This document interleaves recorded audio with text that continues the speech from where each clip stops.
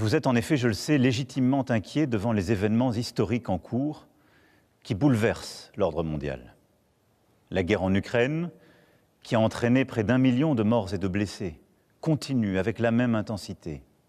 Les États-Unis d'Amérique, notre allié, ont changé leur position sur cette guerre, soutiennent moins l'Ukraine et laissent planer le doute sur la suite.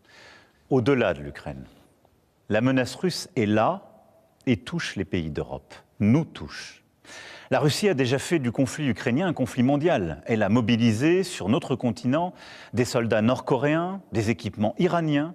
La Russie tente de manipuler nos opinions avec des mensonges diffusés sur les réseaux sociaux. Et au fond, elle teste nos limites. Elle le fait dans les airs, en mer, dans l'espace et derrière nos écrans. Cette agressivité ne semble pas connaître de frontières.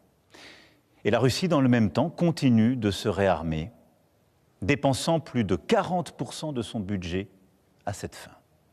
D'ici 2030, elle prévoit d'encore accroître son armée, d'avoir 300 000 soldats supplémentaires, 3 000 chars, 300 avions de chasse de plus.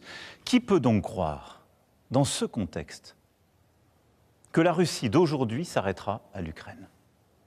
La Russie est devenue, au moment où je vous parle et pour les années à venir, une menace pour la France et pour l'Europe.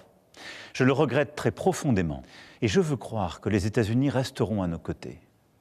Mais il nous faut être prêts si tel n'était pas le cas.